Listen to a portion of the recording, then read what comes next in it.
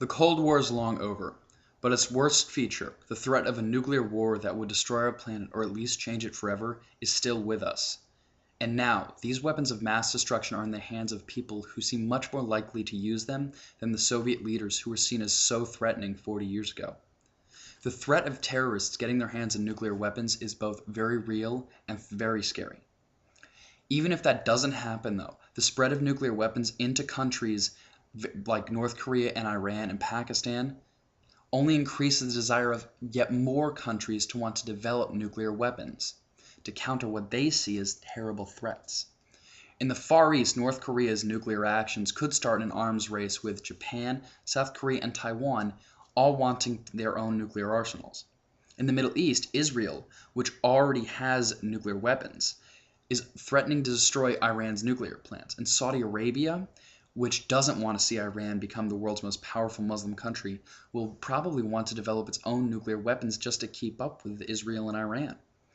It has now reached the point where drastic action is needed.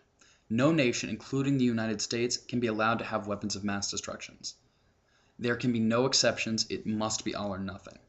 First, we need to dismantle all nuclear weapons worldwide, both dormant and active. The main reason this has not been done yet is because it has always been a case of, I'll disarm my nuclear weapons if you disarm yours first. There is no trust between any nation. Therefore, an international scientific and diplomatic task force must be formed with the goal of uniformly deactivating every country's nuclear arsenal at the same time.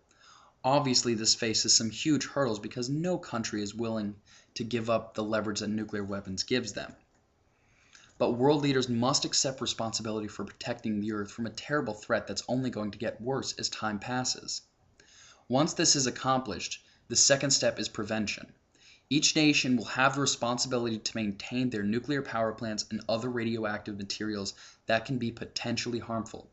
Certain standards must be set, and the same task force that oversaw the deactivation of nuclear weapons will have the new job of making sure that these standards are met. The last step in the process is destruction of spent radioactive material and nuclear weapons.